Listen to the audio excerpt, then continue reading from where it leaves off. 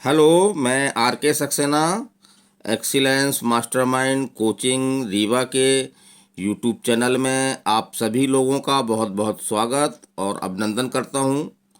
और एमपीपीएससी जो आपको आपकी 20 जून को होने वाली है, इसी तरह से ये भी कहा जा रहा है कि जून में ही आपकी जो है एमपी पुलिस की भी एग्ज़ाम हो सकता है। और व्यापम के भी कुछ एग्ज़ाम आने वाले हैं, जैसे पटवारी है आपका, और क्लर्क के कुछ एग्ज़ाम हैं, एमपीएसआई है। तो इन सब एग्ज़ामों को ध्यान में रखते हुए मास्टरमाइंड कोचिंग रीवा द्वारा यूट्यूब में एक मध्य प्रदेश समान ज्ञान नाम से एक श्रृंखला शुरू की गई है। तो उसी श्रृंखला का ये पार्ट फर्स्ट है, और इसमें हम जो है वो आपको कुछ जानकारी देते रहेंगे जो आपके एग्ज़ाम के लिए बहुत उपयोगी होगी। तो चलिए, आज हम आपको बताने वाले हैं मध्य प्रदेश के पर्वत। तो मध्य प्रदेश एक पठारी प्रदेश है, और पठार क्या है हमको जानकारी है, लेकिन फिर भी मध्य प्रदेश में कुछ पर्वत पाए जाते हैं। संख्या कम है लेकिन महत्वपूर्ण है, एग्जाम में आते हैं। तो एक तो हम चलिए पहले देखते हैं अरावली पर्वत, है ना। तो अरावली पर्वत दुनिया का सबसे पुराना पर्वत है, सबसे प्राचीन पर्वत है ये। और यदि हम देखते हैं तो मध्य प्रदेश का जो मालवा का पठार है, जो हमारा प्राकृतिक प्रदेश है मालवा का पठार, उसके उत्तरी पश्चिमी क्षेत्र में इसका विस्तार है ये। और ये दिल्ली से लेकर के अहमदाबाद तक 800 किलोमीटर में फैला हुआ है।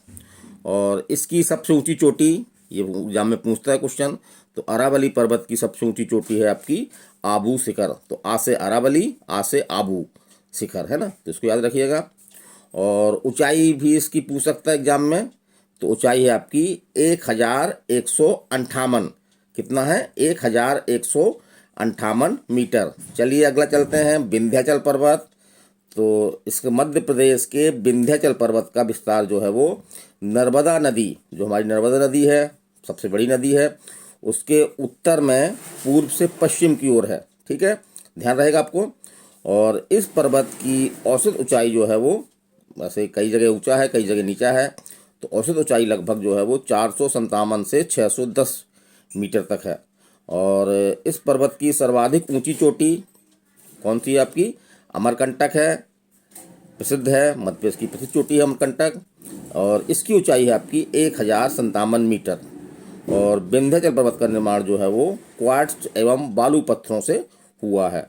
और विंध्याचल पर्वत में नर्मदा, सोन एवं बेतवा नदियों का उद्गम होता है। ये इंपॉर्टेंट है, पूछा गया है कि नर्मदा नदी किस पर्वत से निकलती है। नर्मदा, सोन और बेतवा, ये तीनों नदियां जो है वो विंध्याचल पर्वत से निकलती हैं। चलिए अगला हमारा पर्वत है आपका सतपुड़ा पर्वत, बहुत जाना पहचाना नाम है। तो मध्य प्रदेश में सतपुड़ा पर्वत का विस्तार जो है वो नर्मदा नदी के दक्षिण में है ना। तो याद रखिएगा, नर्मदा नदी के दक्षिण में विंध्याचल के समानांतर, जो विंध्याचल पर्वत है उसके समानांतर 1120 किलोमीटर लंबाई में है। अच्छी बात है। प्रदेश में इसकी सबसे ऊंची चोटी जो है वो धूपगढ़ है। धूपगढ़ प्रसिद्ध चोटी है, एग्जाम में कई बार पूछी गई है कि धूपगढ़ चोटी की ऊंचाई कितनी है। तो धूपगढ़ चोटी की ऊंचाई जो है 1350 मीटर है। और ये भी ध्यान रखने वाली बात है कि धूपगढ़ चोटी जो आपके सतपुड़ा पर्वत में है, मध्य प्रदेश की सबसे ऊंची चोटी है। और सतपुड़ा पर्वत का निर्माण किस तरह से हुआ, तो ग्रेनाइट एवं बेसाल्ट चट्टानों से हुआ, जो हमारी आग्नेय चट्टानें हैं। चलिए हम चलते हैं, आगे चलते हैं।